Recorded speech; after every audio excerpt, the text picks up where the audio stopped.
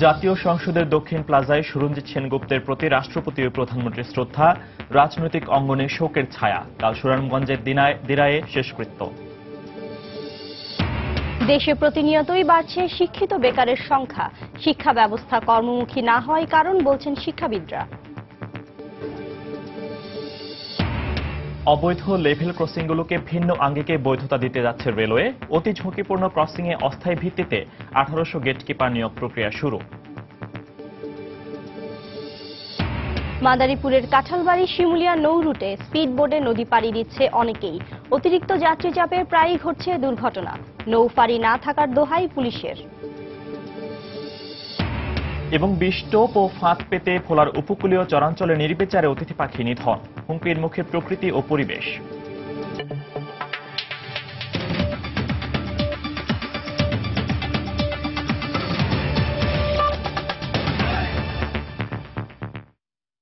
বাংলার সময় সঙ্গে আছে আমি ফয়সাল মোর্শেদ এবং আমি শিরিন আক্তার।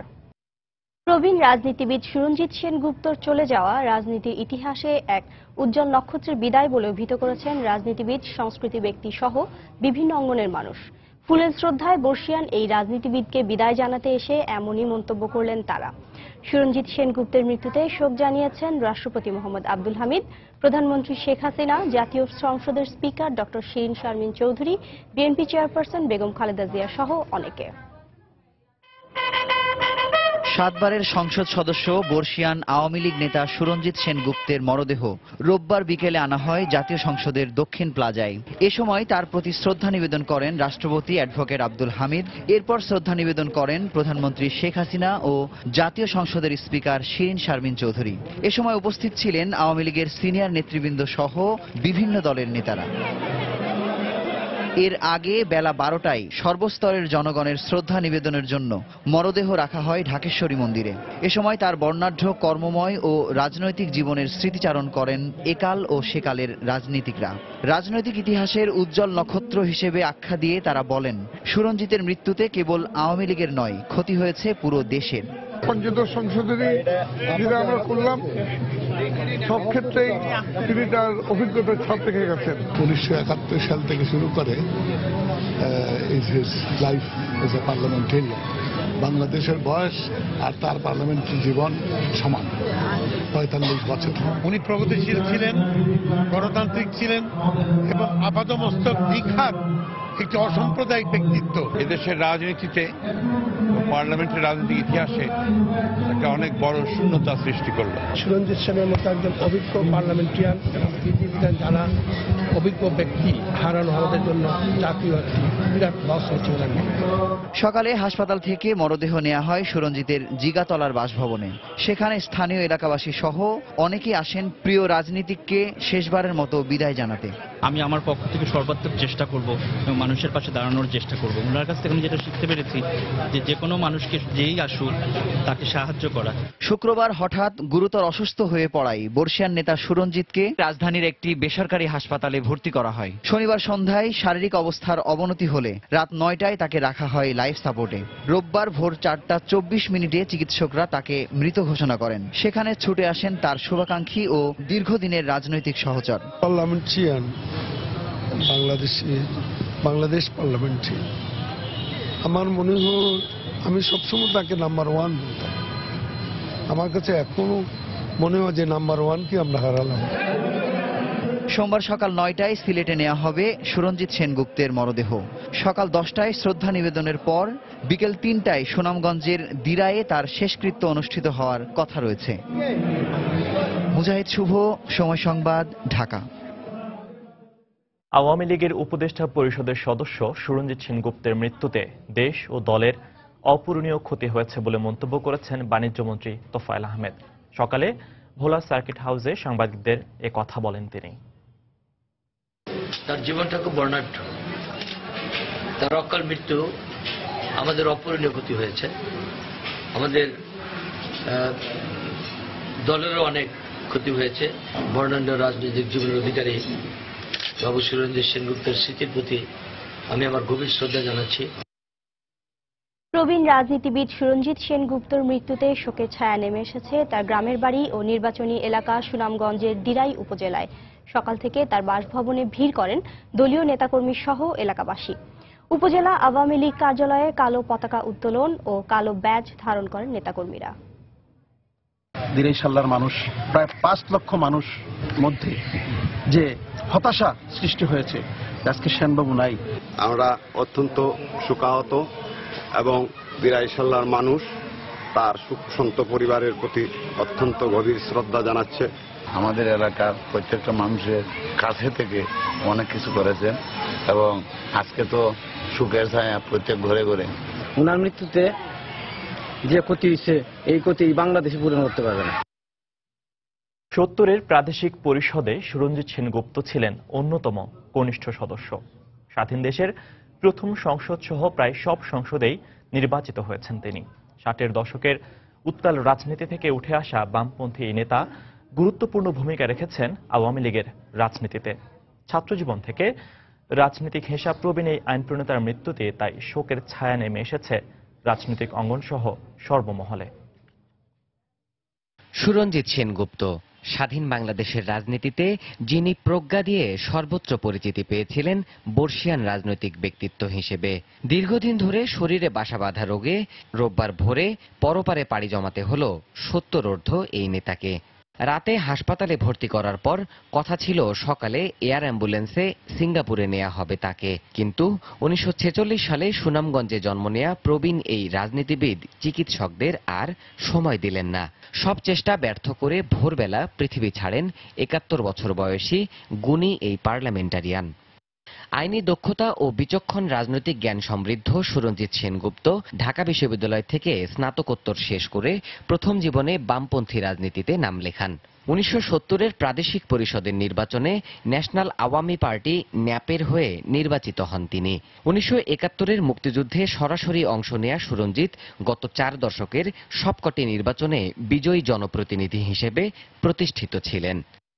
1996 সালে আওয়ামী লীগ ক্ষমতা গ্রহণের পর প্রধানমন্ত্রী শেখ হাসিনার সংসদ বিষয়ক উপদেষ্টার দায়িত্ব পালন করা প্রথম সারির এই নেতা দলের দ্বিতীয় মেয়াদে ক্ষমতায় আসলে রেল মন্ত্রণালয়ের দায়িত্ব গ্রহণ করেন।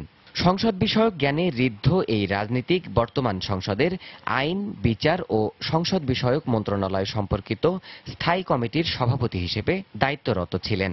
দলের সবশেষ কাউন্সিলেও তাঁকে উপদেষ্টা পরিষদের সদস্য হিসেবে পদায়ন করা হয়। বাংলাদেশের রাজনীতিতে খ্যাতিমান এই নেতা তার কর্মে বেঁচে থাকবেন সর্বস্তরের মানুষের মাঝে। দেবাশিস রায়, সময় সংবাদ, ঢাকা।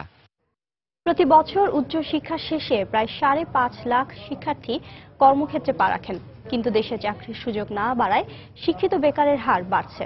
মাধ্যমিক শেষ না করে যে 40% তরুণ শিক্ষা ব্যবস্থা থেকে ঝরে পড়ছে, তারাও যোগ হন চাকরিহীন মানুষের তালিকায়। বিভিন্ন গবেষণা বলছে কর্মসংস্থান ও তরুণদের সম্ভাবনাময় ভবিষ্যৎ নিশ্চিত করার ক্ষেত্রে অনেকটাই অন্ধকারে বাংলাদেশ।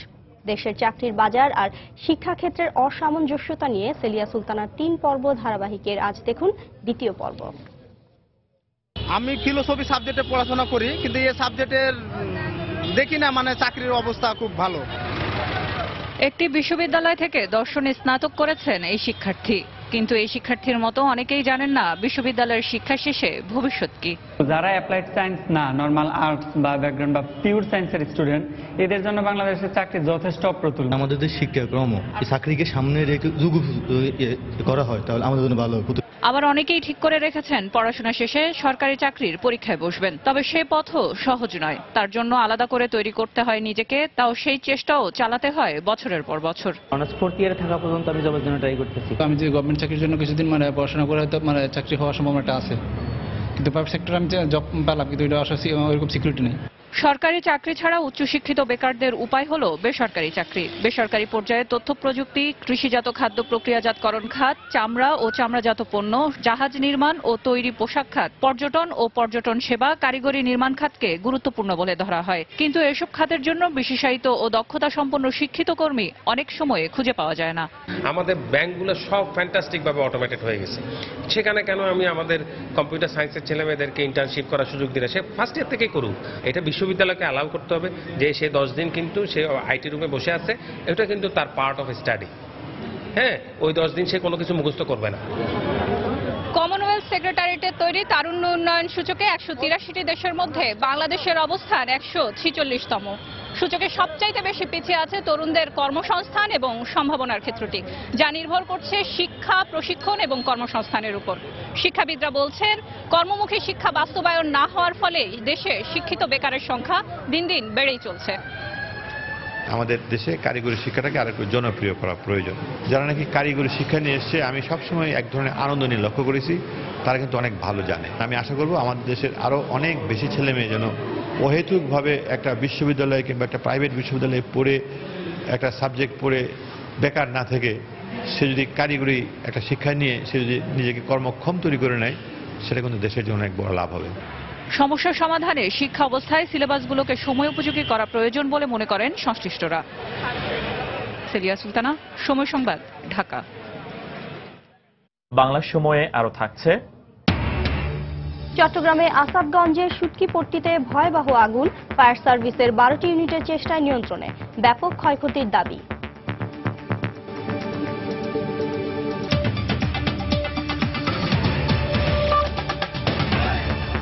গলার কাঁটা হিসেবে দেখা দেয়া অবৈধ লেভেল ক্রসিংগুলোকে কিছুটা ভিন্ন আঙ্গিকে বৈধতা দিতে যাচ্ছে রেলওয়ে কর্তৃপক্ষ। এরই অংশ হিসেবে প্রথম পর্যায়ে অতিরিক্ত ঝুঁকিপূর্ণ লেভেল ক্রসিংয়ে অস্থায়ী ভিত্তিতে অন্তত 1800 গেটকিপার নিয়োগ দেওয়ার প্রক্রিয়া শুরু হয়েছে। এর মধ্যে পূর্বাঞ্চলে 1038 জন এবং পশ্চিমাঞ্চলে 808 জন নিয়োগ দেওয়া হবে। বিস্তারিত জানাচ্ছেন কমল দে। বাংলাদেশ রেলওয়ের পূর্ব এবং পশ্চিমাঞ্চলে 2877 কিলোমিটার রেলপথের মধ্যে বৈধ অবৈধ লেভেল ক্রসিং রয়েছে 2541টি, অর্থাৎ প্রতি 1 কিলোমিটারে একটি করে লেভেল ক্রসিং রয়েছে। এর মধ্যে পূর্বাঞ্চলে 1230টি লেভেল ক্রসিং এর মধ্যে 719টি অনুমোদনহীন, মাত্র 511টি বৈধ ক্রসিং থাকলেও নেই পর্যাপ্ত গেটকিপার। আর পশ্চিমাঞ্চলে প্রায় 1300 লেভেল ক্রসিং এর মধ্যে অর্ধেকের বেশি অবৈধ। ফলে এসব ক্রসিং এ প্রায় ঘটছে দুর্ঘটনা। 2800 কিলোমিটার রেলপথের মধ্যে 2541টা লেভেল ক্রসিং গেট রয়েছে বৈধ অবৈধ। আমরা এদিকে আমাদের 400টা গেট আছে হলো বৈধ, আর বাকি 800 গেটই অবৈধ। রেলওয়ের আইন অনুযায়ী যে কোনো স্থানে রেল লাইন স্থাপনে 10 বছরের মধ্যে কোনো লেভেল ক্রসিং তৈরি করা হলে তার পুরো দায়িত্ব রেলওয়ে কর্তৃপক্ষের। কিন্তু এখন যেসব ক্রসিং তৈরি হচ্ছে তার অধিকাংশই তৈরি করছে জেলা প্রশাসন, উপজেলা প্রশাসন, পৌরসভা, ইউনিয়ন পরিষদ, সিটি কর্পোরেশনের মতো সরকারি বেসরকারি বিভিন্ন সংস্থা। তাই রেলওয়ে কর্তৃপক্ষ তাদের বিরুদ্ধে কোনো ব্যবস্থা নিতে পারছে না। রাস্তা পার করছে যেসব অর্গানাইজেশন, সেসব অর্গানাইজেশনের সঙ্গে আমরা যোগাযোগ রক্ষা করে চলতেছি, তারা যাতে এগুলো একটা নিয়মিত লেভেল ক্রসিং গেট করা হয়, এবং এর জন্য সরকারের কাছে আমাদের প্রকল্প সাবমিট করা আছে। এদিকে আদালতের নিষেধাজ্ঞার কারণে লেভেল ক্রসিং এর গেট কিপার পদে স্থায়ী লোক নিয়োগও কয়েক বছর ধরে বন্ধ রয়েছে। এই অবস্থায় দুর্ঘটনার প্রতিরোধে রেলের দুটি অঞ্চলে অস্থায়ী ভিত্তিতে 1846 জন গেট কিপার নিয়োগ দেওয়ার প্রক্রিয়া নেওয়া হয়েছে। গেট কিপার নিয়োগের জন্য সার্কুলার দিয়েছি, এটা অস্থায়ীভাবে। তো এই লোকগুলো আমরা নিয়োগ করতে পারলে, যে সকল গেট অরক্ষিত আছে সেগুলা লোক নিয়োগ করতে পারলে আমরা আশা করি এটার সেফটি বা নিরাপত্তা বিধান করা যাবে। গত 6 বছরে শুধুমাত্র রেলের পূর্বাঞ্চলে বৈধ অবৈধ লেভেল ক্রসিং এ দুর্ঘটনায় 1806 জনের মৃত্যু হয়েছে। কমল দে, সময় সংবাদ, চট্টগ্রাম।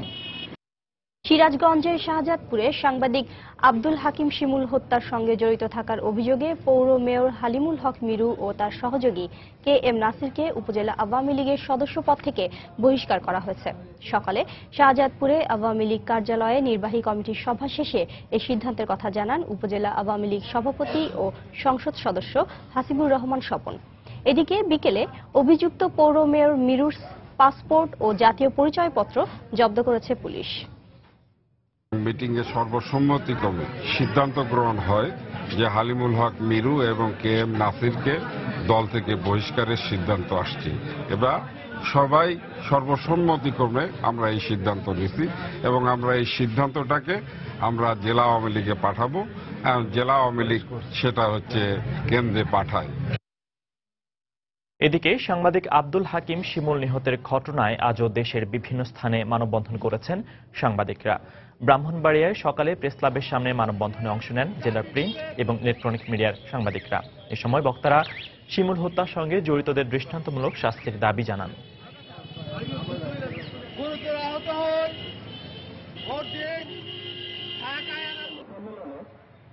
ফেনী প্রেস ক্লাবের আয়োজনে শহরের ট্রাক রোডে মানববন্ধন অনুষ্ঠিত হয়। এ সময় ঘটনার 3 দিন পেরিয়ে গেলেও মূল অভিযুক্ত গ্রেফতার না হওয়ায় উদ্বেগ প্রকাশ করেন বক্তারা।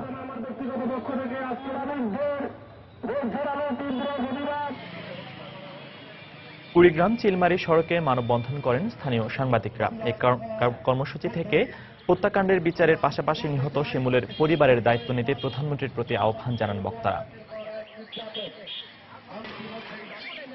নেত্রকোনায় প্রতিবাদ কর্মসূচি থেকে শিমুল হত্যায় জড়িত সব আসামিকে দ্রুত গ্রেফতারের দাবি জানানো হয়।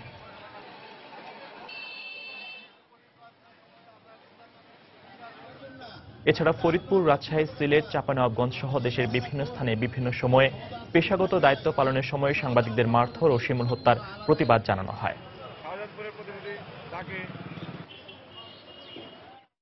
নারায়ণগঞ্জের 7 খুন মামলার ফাঁসির দণ্ডপ্রাপ্ত আসামি সার্জেন্ট এনামুল হক কবিরকে গ্রেপ্তার করেছে পুলিশ। সকালে মাগুরা থেকে তাকে গ্রেপ্তার করা হয়। পুলিশ জানায় 7 খুনের ঘটনার পর থেকেই পলাতক ছিল এনামুল কবির।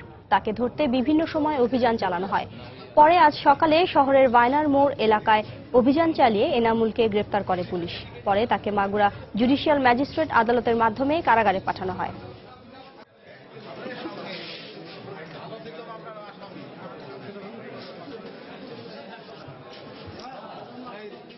নারায়ণগঞ্জের আলোচিত 7 খুন মামলার ফাঁসির দণ্ডাদেশপ্রাপ্ত পলাতক আসামি সার্জেন্ট এনামুল কবির তাকে আজকে মাগুরা থেকে মাগুরা জেলা পুলিশ, মাগুরা শালিকা থানা পুলিশ, মাগুরার কোর্ট পুলিশ তাকে মাগুরার ভাইনা মোড় থেকে গ্রেপ্তার করে।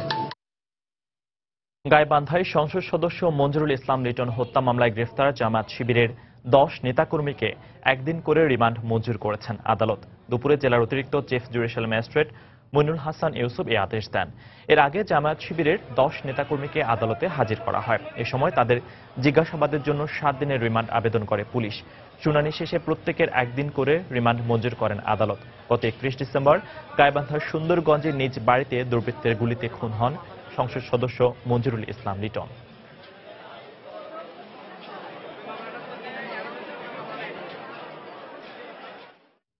বাংলার সময় আরো থাকছে। সুন্দরবনের করম জলে বন্যপ্রাণী প্রজনন কেন্দ্র থেকে কুমিরের 19টি মৃত বাচ্চা উদ্ধার, তদন্ত কমিটি গঠন।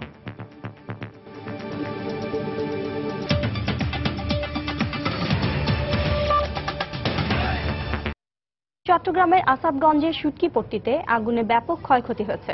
সকালে একটি গুদাম থেকে আগুনের সূত্রপাত হয়। মুহূর্তেই তা ছড়িয়ে পড়ে আশপাশের গুদামে। ফায়ার সার্ভিস ও প্রত্যক্ষদর্শীরা জানান, প্রথমে স্থানীয়রা আগুন নেভানোর চেষ্টা করে। পরে খবর পেয়ে চট্টগ্রাম ফায়ার সার্ভিসের 4টি ইউনিট আগুন নিয়ন্ত্রণের কাজ শুরু করে। আগুনের ব্যাপকতা বাড়ায় পরে আরও 8টি ইউনিট যোগ দেয়। প্রায় 2 ঘন্টা চেষ্টার পর আগুন নিয়ন্ত্রণে আসে। এদিকে একই সময় চট্টগ্রামের খলিফাপট্টি এলাকায় আলাদা অগ্নিকাণ্ডে অন্তত 15টি ঘর পুড়ে গেছে।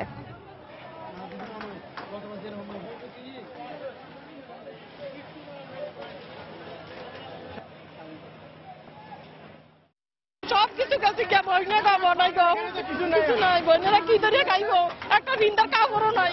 সকালবেলা যে রান্না বান্নার কাজ চলছিল গ্যাস সিলিন্ডার থেকে, সেখান থেকেই উৎপত্তি। সবাই আপামর জনসাধারণ ছুটে গিয়ে এগুলো সেভ করছি। প্রায় 50টা করে ঘর ছিল, আমার নিজের থাকার ঘর ছিল, অফিস ছিল, সবে শেষ। আগুনটা অত্যন্ত ভয়াবহ হতে পারত।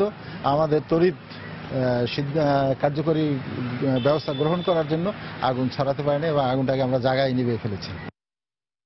শিক্ষার্থীদের আন্দোলনের মুখে রাজশাহী প্রকৌশল ও প্রযুক্তি বিশ্ববিদ্যালয়ের 33 ক্রেডিট পদ্ধতি বাতিল ঘোষণা করেছে একাডেমিক কাউন্সিল। এ বিষয়ে চূড়ান্ত সিদ্ধান্তের জন্য সকালে বৈঠক করেন একাডেমিক কাউন্সিলের সদস্যরা। বৈঠকের পর এ সিদ্ধান্ত জানানো হয়। খবর শোনার পরপরই আনন্দ উল্লাস করেন আন্দোলনরত শিক্ষার্থীরা। এর আগে গতকাল সন্ধ্যায় উপাচার্যের কক্ষের সামনে অবস্থান নিয়ে তাকে অবরুদ্ধ করে রাখেন শিক্ষার্থীরা। এক পর্যায়ে একাডেমিক কাউন্সিলের শিক্ষকরা সমস্যার সমাধানে উপাচার্যের সঙ্গে বৈঠকে বসলেও কোনো সিদ্ধান্ত না হওয়ায় রাতভর উপাচার্যকে অবরুদ্ধ করে রাখা হয়। গত 28 জানুয়ারি 33 ক্রেডিট বাতিলের দাবিতে বিশ্ববিদ্যালয়ের 14 ও 15তম ব্যাচের শিক্ষার্থীরা আন্দোলন শুরু করে। পরে 31 জানুয়ারি তাদের ক্লাস পরীক্ষা বন্ধ করে দেয় বিশ্ববিদ্যালয় প্রশাসন। 33 ক্রেডিটটা আমরা এখন বাতিল করলাম, আর করা হলো, এটা নোটিশটা পাওয়া যাবে। আর আমার ভুল হলো বলছি, আর যেটা হচ্ছে যে যেটা 14 এবং 15 শ্রেণীতে যেই একাডেমিক কার্যক্রম স্থগিত করা হয়েছিল, সেটা একাডেমিক মিটিংয়ে করা হয়েছিল, সেটাকে আমরা উইথড্র করলাম। সুন্দরবনের করমজলে বন্যপ্রাণী প্রজনন কেন্দ্র থেকে কুমিরের 19টি মৃত বাচ্চা উদ্ধার করেছে বন বিভাগ। এই কেন্দ্র থেকে 43টি বাচ্চা চুরির ঘটনার রেশ না কাটতেই এ ঘটনা ঘটল। বন বিভাগ জানায়, গত কয়েকদিনের মতো দুপুরে প্রজনন কেন্দ্রের কুমির প্যানের পাশে তল্লাশি চালানো হয়। এ সময় সেখান থেকে 19টি মৃত বাচ্চা উদ্ধার করা হয়। বন বিভাগের কর্মকর্তাদের ধারণা, বন্যপ্রাণীর আক্রমণে গত রাতে এ বাচ্চাগুলোর মৃত্যু হয়েছে। এর আগে গত 29 জানুয়ারি করমজল বন্যপ্রাণী প্রজনন কেন্দ্র থেকে কুমিরের 43টি বাচ্চা চুরি হয়। বিষয়টি জানার পর গত 1 ফেব্রুয়ারি বনকর্মী মাহবুব হোসেন সহ দুজনকে সাময়িক বরখাস্ত করা হয়। পরে ঘটনা তদন্তে 2টি তদন্ত কমিটি গঠন করে বন বিভাগ। এই যে বন্যপ্রাণী পাচারটা, এটার একটা সিন্ডিকেট রয়েছে এবং সেটা জাতীয় এবং আন্তর্জাতিক ভাবেও সেটা খুবই সক্রিয়। আমাদের তদন্তেই বের হয়ে আসবে যে আসলে কোন চক্র রয়েছে, কারা জড়িত রয়েছে এর সঙ্গে, এবং তাদেরকে ধরা, তাদেরকে আমাদের আইনের আওতায় আনা, এটাই কিন্তু আমাদের এই তদন্ত কমিটির কাজ।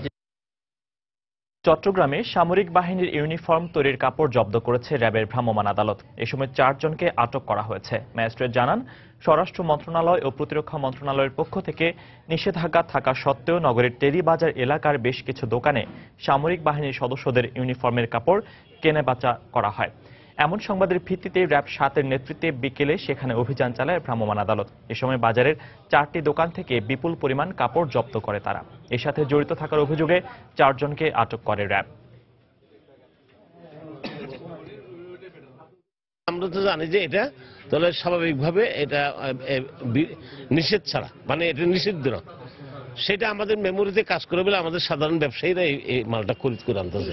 পার্বত্য অঞ্চলে বিভিন্ন সশস্ত্র যে সন্ত্রাসী বাহিনী আছে, তারা এখান থেকে কিছু কাপড় চোপড় ক্রয় করে তারা প্রশিক্ষণ বা বিভিন্ন তাদের অভিযানিক কাজে ব্যবহার করছে, যা আমাদের রাষ্ট্রের সংবিধান এবং সার্বভৌমত্বের জন্য হুমকি স্বরূপ। এছাড়াও বিভিন্ন জঙ্গি সংগঠনও ইচ্ছা করলে তারা এখানে খুব সহজভাবেই তারা এখানে এই সকল ইউনিফর্মের কমব্যাট কাপড় ব্যবহার করতে পারে। বান্দরবানে অপহৃত আওয়ামী লীগ নেতা মং সই থুইকে অপহরণের 36 ঘণ্টা পর উদ্ধার করেছে যৌথ বাহিনী। সকালে রংছড়ির বেতছড়া এলাকা থেকে তাকে উদ্ধার করা হয়। সেনাবাহিনী সদর জোনের অধিনায়ক লেফটেন্যান্ট কর্নেল মশিউর রহমান জুয়েল জানান, উদ্ধারকারী দলের টানা অভিযানের কারণে সন্ত্রাসীরা অপহৃত মং সই থুইকে ছেড়ে দেয়।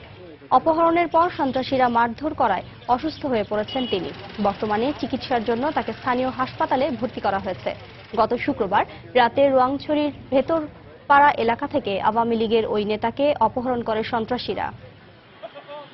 4.5 মাস পর দিনাজপুরে হাজী দানেশ বিজ্ঞান ও প্রযুক্তি বিশ্ববিদ্যালয়ে যোগ দিয়েছেন নতুন উপাচার্য ডক্টর এম আবুল কাশেম। সকালে কর্মস্থলে যোগ দেন নতুন উপাচার্য। এদিকে নতুন ভিসি নিয়োগ হওয়ায় প্রাণ চাঞ্চল্য ফিরে এসেছে বিশ্ববিদ্যালয়ের প্রশাসনিক কার্যক্রমে। এর আগে 2016 সালে 27 সেপ্টেম্বর হাবিপ্রবিতে ভিসি পদটি শূন্য হয়। সময়মতো ভিসি নিয়োগ না দেওয়ায় স্থবিরতা নেমে আসে বিশ্ববিদ্যালয়ের সকল প্রশাসনিক ও সাংগঠনিক কার্যক্রমে। পাশাপাশি ভিসির অবর্তমানে ভর্তি পরীক্ষা কমিটি পরীক্ষা নিতেও অপারগতা প্রকাশ করে। এতে বিপাকে পড়ে হাজারো শিক্ষার্থী এবং বন্ধ হয়ে যায় শতাধিক কর্মচারীর বেতন ভাতা। গাইবান্ধার দুর্গম চর কুন্দেরপাড়া গণ উন্নয়ন একাডেমিতে আগুন দেওয়ার ঘটনায় গ্রেপ্তার রঞ্জু মিয়াকে আরও 2 দিনের রিমান্ড মঞ্জুর করেছেন আদালত। দুপুরে জেলার অতিরিক্ত chief judicial magistrate Moinul Hasan Yusuf এ আদেশ দেন। এর আগে প্রথম দফায় 3 দিনের রিমান্ড শেষে রঞ্জুকে আদালতে হাজির করা হয়। এ সময় তাকে জিজ্ঞাসাবাদের জন্য আবারও 7 দিনের রিমান্ড আবেদন করে পুলিশ। শুনানি শেষে আদালত 2 দিনের রিমান্ড মঞ্জুর করেন। গত 26 জানুয়ারি কুন্দেরপাড়া এলাকার একটি মাধ্যমিক বিদ্যালয়ে আগুন দিয়ে পুড়িয়ে দেয় দুর্বৃত্তরা। পরদিন বিদ্যালয়ের প্রধান শিক্ষক আসাদুজ্জামান আসাদ বাদী হয়ে অজ্ঞাতদের আসামি করে একটি মামলা করেন। শীতপ্রধান অঞ্চল থেকে আসা অতিথি পাখির কলকাকলিতে মুখর ভোলার উপকূলীয় চরাঞ্চলগুলো। সকাল বিকেল অতিথি পাখির কিচিরমিচির, উড়ে বেড়ানো আর জলকেলি দর্শনার্থীদের মন ছুঁয়ে যায়। তবে অসাধু কিছু শিকারীর অপতৎপরতার কারণে নির্বিঘ্নে বিচরণ করতে পারছে না অতিথি পাখি। চরাঞ্চলে ফাঁদ ও বিষ্টপ দিয়ে নির্বিচারে পাখি নিধন চলছে। নাসিরউদ্দিন লিটনের তথ্য ও উৎপল দেবনাথের ছবি নিয়ে দেখুন ডেস্ক রিপোর্ট। বঙ্গোপসাগরের কোলঘেঁষা চর কুকরিমুকরি, চর শাহজালাল, চর শাহজাহান, চর পিয়াল, আইলউদ্দিন চর, চর নিজাম, দমার চর, ডেগরারচর সহ মেঘনা, তেঁতুলিয়ার মধ্যবর্তী নতুন চরগুলোতে সকাল বিকাল খাবার সংগ্রহ করতে দেখা যায় অতিথি পাখিদের। খাবারের সন্ধানে নিজ দেশ ছেড়ে আসা এসব অতিথিরা এদেশে এখন আর নিরাপদ নয়। অসাধু শিকারীরা সিন্ডিকেট করে কারেন্ট জালের ফাঁদ আর বিষটোপ দিয়ে প্রতিদিন শত শত পাখি নিধন করছে। বিষটোপ দিয়ে মারা কিছু পাখি গোপনে বাজারে বিক্রি করলেও অধিকাংশই নদীতে ভেসে যায়। এতে অতিথি পাখির সংখ্যা যেমন কমছে, তেমনি হুমকির মুখে পড়ছে নদ নদীর পরিবেশ। ধানের সাথে বিষ মিকায়া তারা মনে করেন এই শহরে সমস্ত শহর খালি ধানগুলার সিডে বিষ মিয়ানোর জন্য এই আঁশটা ধান খায়া আঁশটা মারা যায়। যে আঁশটা মনে করেন টোকাইলে যা, আর যে আঁশটা মনে করেন থাকা যায় এটা বাসা যায়। বিষটোপে শুধু পাখির ক্ষতি হচ্ছে না, পরিবেশের অন্যান্য প্রাণীদেরও মৃত্যু ঝুঁকি বাড়ছে বলে জানালেন প্রাণী বিশেষজ্ঞ। মানুষের জন্য তারা মাংসটা নিয়ে নিল, ইন্টেস্টাইনগুলো ফেলে দিল বাইরে। তাহলে এই যে হেমোটক্সিন বা নিউরোটক্সিন এটা কিন্তু জমা হচ্ছে কি ইন্টেস্টাইনে। তো সরাসরি যখন আমার প্রাণীরা এগুলো খাবে তখন কিন্তু তাদের মৃত্যু ঝুঁকি রয়ে যাচ্ছে। আর এসব পাখি খেলে মানুষের ক্যান্সার সহ জটিল রোগে আক্রান্ত হওয়ার সম্ভাবনা রয়েছে বলে জানান জেলার সিভিল সার্জন। বারবার এই বিষাক্ত পাখি খেলে পরিপাকতন্ত্রের বিভিন্ন সমস্যা দেখা দিতে পারে, লিভার, কিডনি এগুলোর সমস্যা দেখা দিতে পারে। একসময় তাদের খাদ্যনালীর ক্যান্সার সহ অন্যান্য জটিলতা দেখা দিতে পারে। পাখি ধরা বন্ধ ও অতিথিদের অবাধ বিচরণ নিশ্চিত করতে এলাকা ভিত্তিক টহল বৃদ্ধি সহ নিরাপত্তা বাড়ানোর কথা জানালেন বন বিভাগের কর্মকর্তা। অতিথি পাখি এবং বন্যপ্রাণী সংশ্লিষ্ট, বন অপরাধ সংশ্লিষ্ট আমরা অপরাধ দমনের জন্য আমরা একটা টহল টিম করি। ওই টহল টিম এবং আমাদের নিয়মিত বিট কর্মকর্তা কর্মচারীদের মাধ্যমে এগুলো নিয়ন্ত্রণ করা হয়। বাংলাদেশ বার্ড ক্লাবের পর্যবেক্ষণে এবছর 18টি চরে 84 প্রজাতির প্রায় 50,000 পাখি দেখা গেছে। এর মধ্যে দেশি পাখি 27 প্রজাতির ও 57 প্রজাতির পরিযায়ী পাখি রয়েছে। সময় সংবাদ, ভোলা। বাংলার সময়ের এ পর্যায়ে শীর্ষ সংবাদগুলো জানিয়ে দিচ্ছি আরেকবার। জাতীয় সংসদের দক্ষিণ প্লাজায় সুরঞ্জিত সেনগুপ্তের প্রতি রাষ্ট্রপতি ও প্রধানমন্ত্রীর শ্রদ্ধা।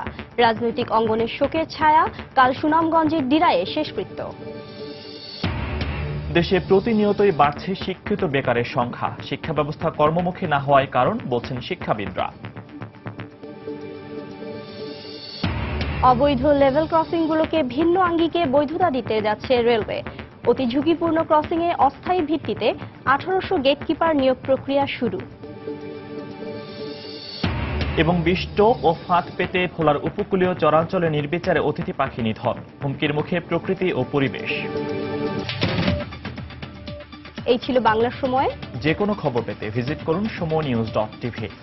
এছাড়া এইমাত্র পাওয়া খবর আপনার মোবাইলে পেতে এসএমএস করুন *বিএন লিখে পাঠিয়ে দিন 16242 নম্বরে। আর সঙ্গে থাকুন সময়।